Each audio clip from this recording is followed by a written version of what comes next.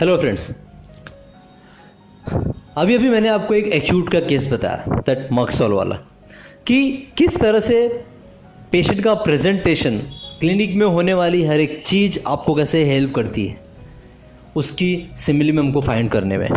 उसका जो भी कंप्लेन हो, उसका जो एडेप्टेशन है वो आपको बहुत हेल्प करता है, उसका जो कंसर्न है, उसका जो बिहेवियर है वो आपको बहुत हेल्प करता है। मैं एक और केस बताता हूँ आप लोगों को। इसमें ये एक्यूट तो नहीं है, एक काउंसलिंग का केस था। जैसे कि मैं आपको लास्ट मॉड्यूल में बता चुका था कि एक हमारे जहाँ मेरा पुराना क्लिनिक था वहाँ पे एक स्कूल था और वहाँ पे एक लेडी थी जो स्कूल की काउंसलर थी। तो उसके स्कूल में कुछ ऐसे बच्चे होते थे जिन बच्चों में उनको लगता था कि एज ए होम्योपैथ और एज ए डॉक्टर मैं कुछ हेल्प कर सकता हूँ, तो उन बच्चे के पेरेंट्स को मेरे पास भेजती थी। मैं उनकी केस टेकिंग या काउंसलिंग बोल के और कुछ मेडिसिन देता था और बच्चों में इम्प्रूवमेंट भी होता था। तो ये सिलसिला काफ़ी अच्छा चल रहा था। ऐसे ही एक बच्चा आया, एक मोमेडियन फैमिली का बच्चा था, and that school was convent school. And वो बच्चे की तकलीफ़ ऐसी थी कि बच्चा वो अपनी माँ के साथ आया था। बच्चे को देखने में ऐसा कुछ भी नहीं लग रहा था कि उसको कोई तकलीफ़ है। बच्चा एकदम प्यारा सा, माइल्ड, ज़रा भी शैतानी नहीं, एकदम डिसिप्लिन के साथ। जैसे उसकी मम्मी आई, मम्मी के साथ में आया, मम्मी एक चेयर पे बैठी, बेटा दूसरी चेयर पे बैठा, और उनकी टीचर भी साथ में ही थे। तो उन्होंने बोला कि सर बच्चे की थोड़ी प्रॉब्लम ऐसी है कि हमारा सैटरडे को हम लोग पर बैच वाइज बच्चों का काउंसलिंग करते हैं, उसमें मुझे कुछ ऐसा लगा कि इसे आपको दिखाना चाहिए। मैंने पूछा क्या हुआ, क्या ऐसा क्या लग रहा है आपको लगता है कि इसको मेडिसिन की ज़रूरत है। देन शी सेज कि सर परफॉर्मेंस वाइज इसका जो ग्रेड्स है ये पिछले 2 साल से ना काफ़ी लो हो रहा है। पहले ठीक ठाक था, पहले एकदम सुपीरियर नहीं था, लेकिन अभी डे बाय डे वो ग्रेजुअली फॉल हो रहा है। पहले बी था, अब वो सी पे आने लगा, लेकिन ऐसे ही रहा तो फिर थोड़ा सा आगे चल के दिक्कत होगी। अभी वो 7th स्टैंडर्ड में है, अगले 2-3 साल के बाद बोर्ड रहेगा, तो उसके पेरेंट्स को उस चीज़ को लेके वरी है। और आज जब मैंने इसकी काउंसलिंग में पूछा तो एक तो ये पहले जल्दी कुछ बोलता नहीं, सब कुछ ठीक है, हाँ ठीक है, आपको कोई बोलता है क्या, आपको कोई कुछ डांटता है क्या। मतलब उस लेडी ने एज अ काउंसलिंग उससे जितना उसने पूछा था, उसने वो सारी चीज़ें मुझे नरेट की कि ऐसा ऐसा हुआ था, फिर उसने ऐसा बोला। उस चीज़ में ऐसा मुझे कुछ खास लगा नहीं कि ये चीज़ें मुझे कहीं हेल्प करेंगी।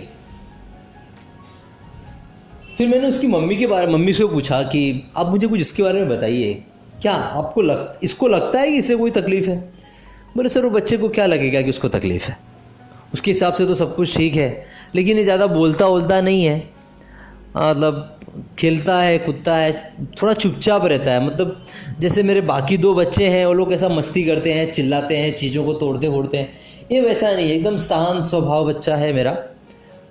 बट पढ़ाई लिखाई में उतना अच्छा नहीं है और इसके मार्क्स बराबर नहीं आ रहे हैं। और आज पिछले 2-3 महीनों से टीचर लोग का ऐसा कहना है कि इसका ध्यान पढ़ाई में नहीं लग रहा है, हम लोग लिखते कुछ है, बहुत गलतियाँ करता है। स्पेशली हम लोग जो होमवर्क्स देते हैं उसमें इसकी बहुत सी गलतियां रहती हैं। ओके, मैंने उसको पूछा कि ये तो आपने मुझे इसके नेचर के बारे में बताया, और कुछ इसकी बात, जब कभी बीमार होता है तो क्या। बोले नहीं से बीमार जल्दी नहीं होता हो, बस यही है कि उससे गलतियां बहुत होती हैं। मतलब छोटी छोटी बातों में गलती होगी, जैसे बी को डी लिख देगा। और मैंने देखा है कि एग्ज़ाम वगैरह के टाइम पे गलतियाँ इसकी और ज़्यादा होती हैं। और अपने मार्क्स को लेके जब इसको जो रिपोर्ट कार्ड मिलता है तो कैसा पेरेंट्स की साइन लगती है, तो मैं तो उतनी पढ़ी लिखी हूँ नहीं और इसके डैडी ही साइन करते हैं उस पर। तो उसके डैडी का साइन करना रहता है ना, तो वो दिन बहुत डरता रहता है। मैंने बोला इसके डैडी कैसे हैं, मतलब थोड़े स्ट्रिक्ट हैं या फिर।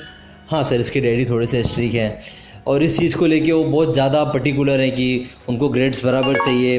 उनका कहना है कि हम इतने पैसे लगा रहे हैं, बच्चों का स्कूल भेज रहे हैं, अच्छे ट्यूटर लोग उनका ट्यूशन ले रहे हैं, फिर भी मार्क्स क्यों नहीं आ रहे हैं, कहाँ गलती हो रही है। तो ऐसा है।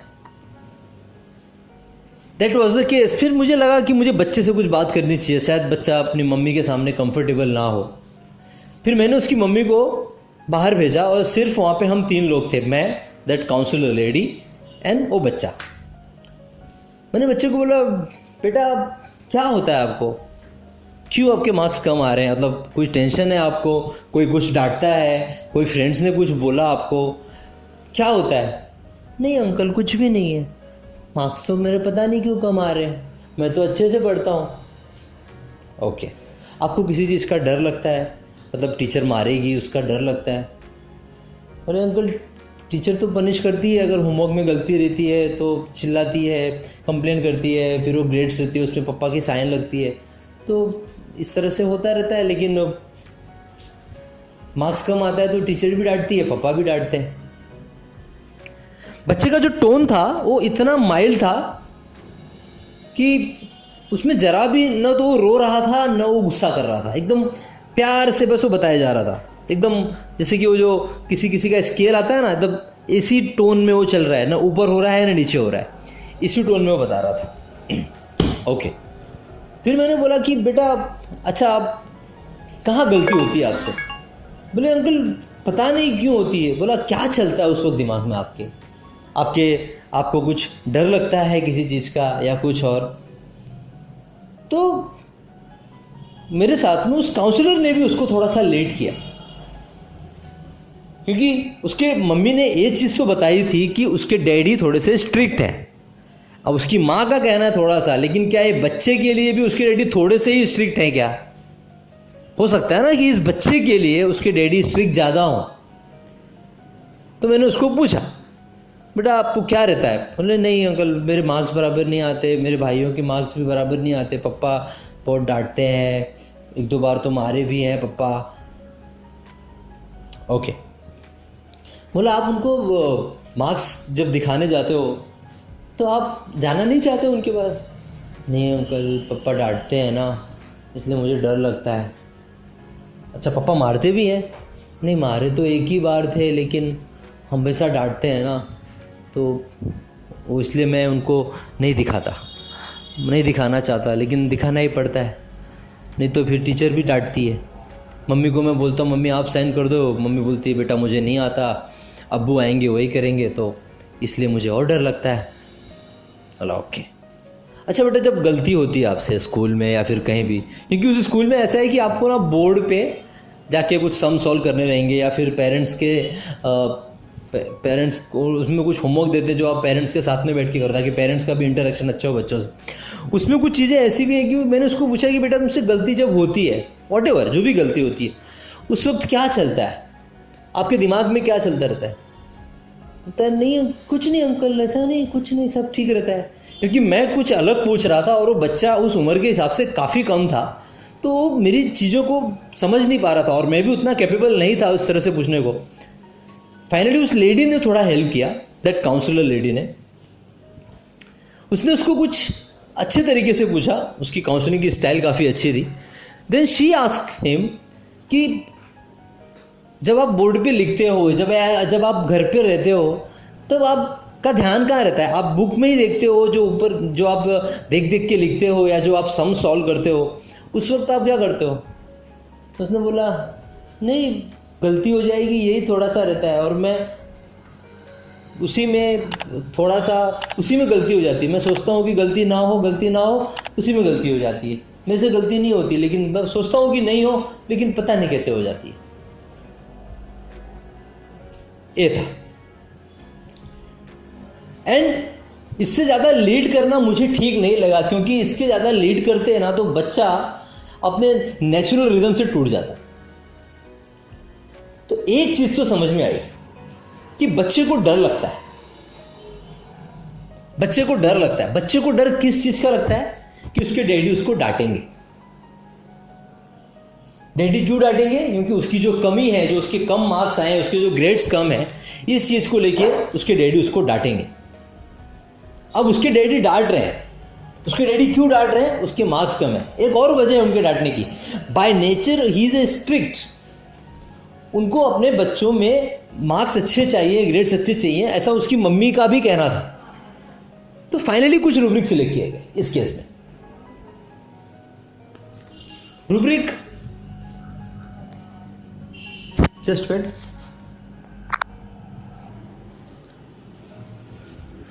तो बच्चे को डर लगता है कि उसके डैडी उसको डांटेंगे। यू नो, ये जो डर है वही उसका कॉज था।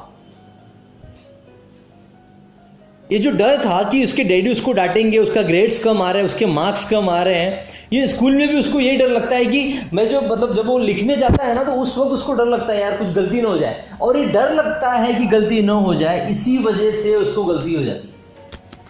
इन दोनों चीजों को अगर आप ध्यान से समझेंगे, आई रिपीट, कि उसको ये डर लगता है कि मुझे डांटा जाएगा, और ये डर इसलिए लगता है क्योंकि उससे गलती हो जाती है, और कुछ लिखते टाइम या पढ़ते टाइम उससे गलती होती है क्योंकि उसके दिमाग में ये चलता है कि मुझे डांटा जाएगा अगर गलती हो जाएगी तो, इसीलिए उससे गलती हो जाती है। Only 2 rubric are selected. सबसे पहले fear reproach of, fear reproach of, it has 4 medicine. On next rubric, anxiety mistakes making, anxiety की वजह से उससे मिस्टेक होती है। और कौन सी एंजाइटी की वजह से? Fear reproach of. इसका बैकग्राउंड कैसा था? इसके डैडी डोमिनेटिंग थे, स्ट्रिक्ट थे, उनको नहीं चाहिए था, वो थोड़े से स्ट्रिक्ट है, उनको चाहिए कि मार्क्स बराबर है। Ailments from expectation of parents too high, and बच्चे का प्रेजेंटेशन माइल्डनेस चिल्ड्रन है।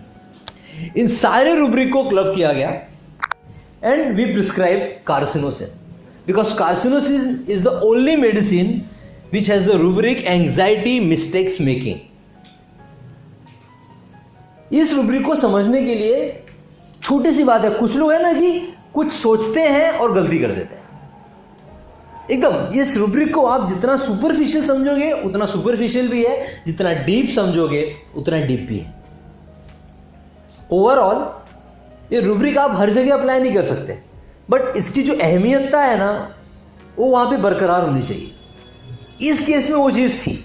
इस केस में इसलिए थी क्योंकि जब वो कुछ लिखता है तो उस टाइम पे उसको जो परफॉर्मेंस प्रेशर रहता है, मैं नहीं कर पाया तो, गलती हो गई तो मैं डांट खाऊंगा, ये उसको डर रहता है, पुराना डर है जो उसको, जैसे कि एक बार डांट खा चुका है तो इस बार भी उसका डर है। उसके डैडी का नेचर वो देख रहा है, he was a dominated guy. Finally मैंने उसको कार्सिन दिया और काउंसलर को मैंने बोला कि 15-20 दिन के बाद जब आप वापस से लेंगे तो इसकी टीचर से पूछना कुछ इंप्रूवमेंट दिख रहा है क्या, मतलब जो थोड़ा सा स्कूल में उसके जो ग्रेड्स कम हो रहे हैं, जो उसके मार्क्स कम आ रहे हैं, वो कैसा है। एंड आफ्टर 1 मंथ उसकी मम्मी ने और वो काउंसलर वापस मेरे क्लिनिक में आए और उन्होंने कहा कि सर इंप्रूवमेंट है इसके अंदर, अभी वो गलतियां नहीं करता उतनी, धीरे धीरे सुधर रहा है अपने आप, मतलब, और अब वो थोड़ा सा खुशमिजाज रहता है, मतलब लोगों में मतलब उसका जो डर था ना वो डर वैसे ही है। अपनी मेडिसिन ने उसके डैडी का नेचर चेंज नहीं किया, लेकिन उसके अंदर जो फियर रिप्रोच था उस चीज को उसने कम किया एंड धीरे धीरे उस बच्चे के ग्रेड्स भी नॉर्मल होते गए।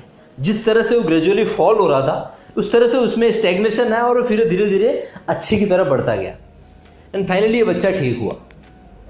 मुझे बताना ये बात इस केस के माध्यम से ये था कि अब इस केस को हम किस में कंसिडर करें, एक्यूट में कि क्रॉनिक में कि कुछ काउंसलिंग टाइप के केस में। किसी भी केस, इस केस को आप किसी भी दर्जे के केस में गिनती कर लो, बट इंपॉर्टेंट ये है कि होम्योपैथी का रोल है यहाँ पे। हमारे रूब्रिक्स इतने खूबसूरत हैं, इतने अच्छे अच्छे रूब्रिक हैं, इतने अच्छे अच्छे फीलिंग्स को अच्छे से रिफ्लेक्ट किया गया है, बस आपको उसको कैच करना है, ग्रैब करना है ताकि आप उसको यूज करो। और जहां ये यूज हो रहा है वेरी फर्म एंड फाइननेस के साथ में, वहां पे रिजल्ट आना ही आना है। वो कोई भी रूब्रिक हो, बस आपने जहां सिलेक्ट किया है उस रूब्रिक को, वो वहां पे पूरी तरह से फिट होना चाहिए from top to end, end result आपके सामने आएगा। सो फ्रेंड्स, मैं यहाँ पे आज का अपना लेक्चर यहाँ पे ख़त्म करता हूँ। Thank you.